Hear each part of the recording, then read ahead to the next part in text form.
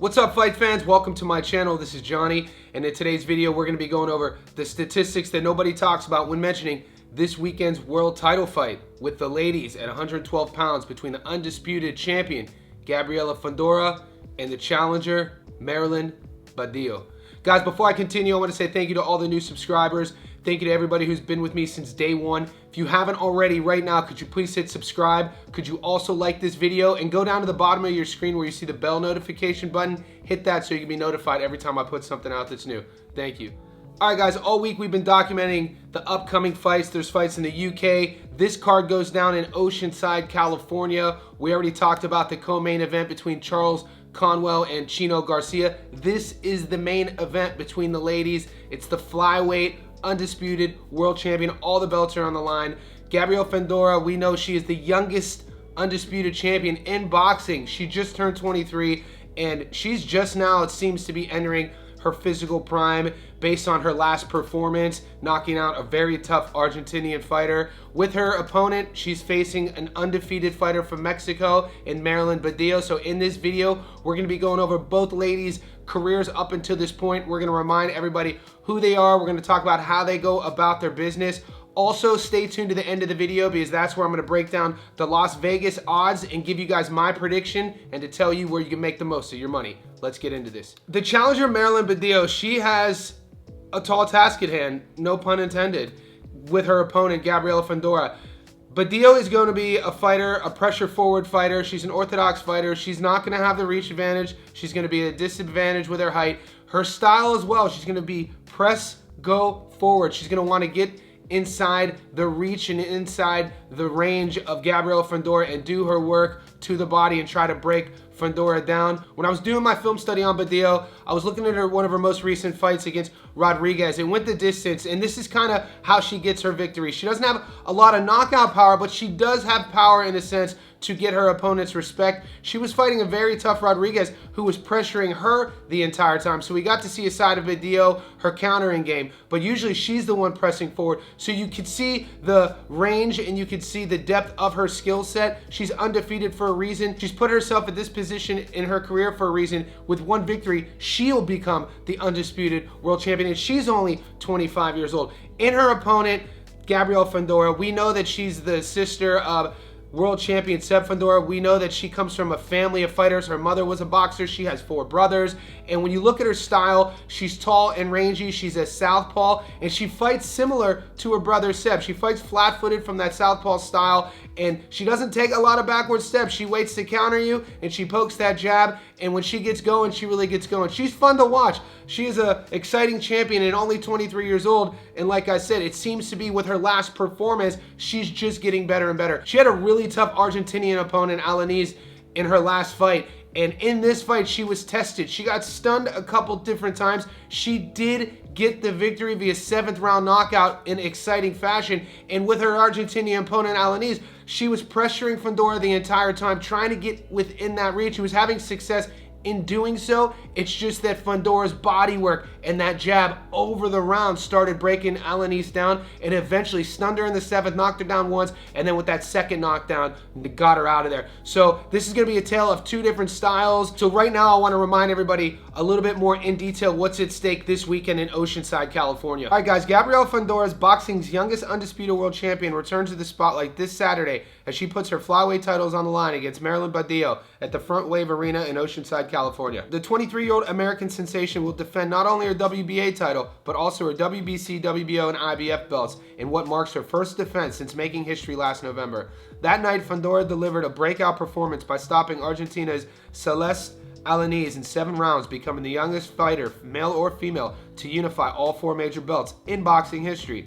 Now undefeated at 15-0 with 7 knockouts, Fundora enters Saturday's main event riding a wave of momentum, having knocked out 3 of her last 4 opponents.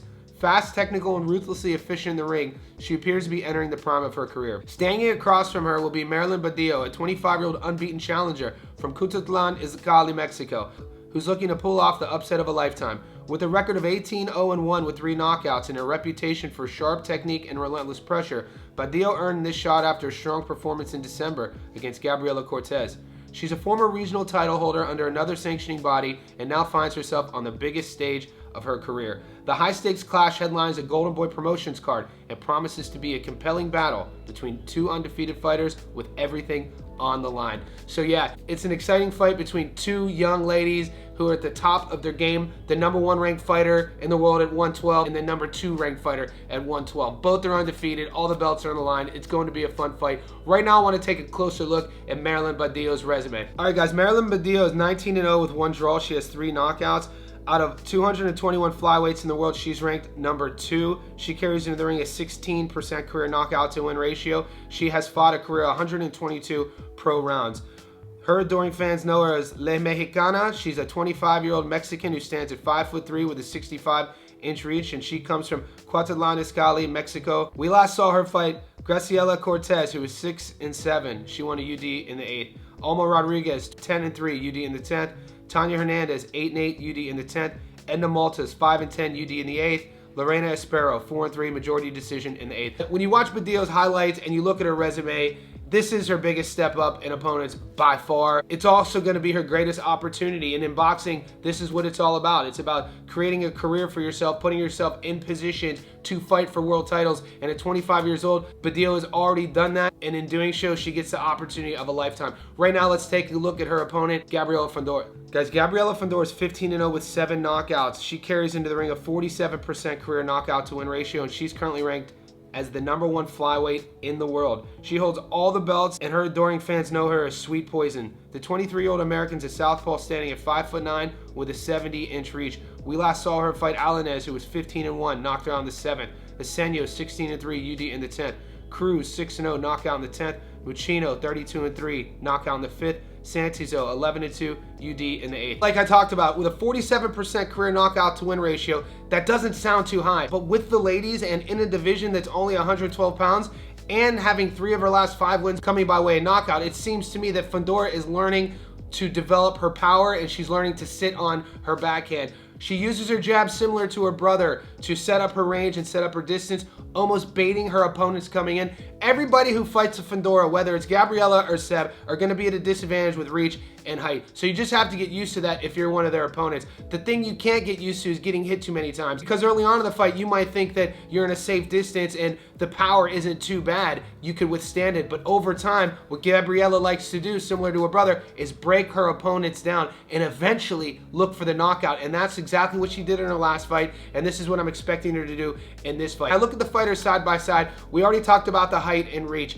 That's going to be jumping off the paper. Over a 6-inch height advantage is going to be something that Fundora uses really well against all of her opponents. They're both in the physical prime of their careers. The one advantage Badillo does have is her ring experience and round experience, but all the belts are on the side of Fundora. And when I think about a game plan that Badillo is going to have to do, her strategy is going to have to be jab to get in, try to push Fundora back, get her uncomfortable, force her fighting backwards. The problem with that is she does that really well, considering her flat foot style. She welcomes her opponents to try to push her back, countering them with the backhand and then forcing them to make mistakes. We'll see what sort of game plan Badillo brings in this weekend, if she's going to use her movement side to side or if she stays on that center line, which we've seen in a lot of her past fights.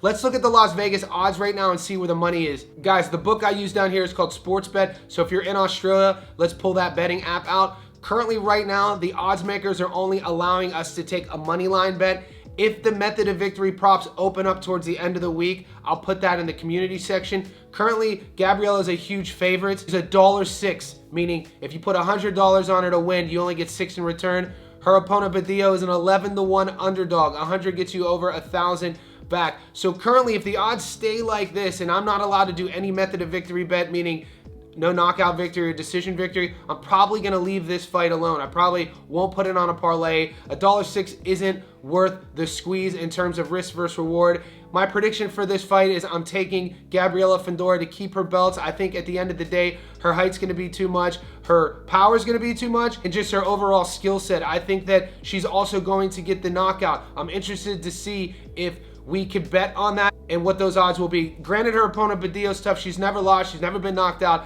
I just think that there's levels to this, and we're going to see that Saturday night in Oceanside, California. In the comment section below, you don't have to agree with me. Do you think that Badillo has what it takes to go into California and take the belts away from Fundora? Do you think it's going to be business as usual and we're going to hear and still. Also, guys, if you haven't checked out my feature on the co-main on this card between Charles Conwell and Chino Garcia, stay tuned to the channel because that's coming up right now.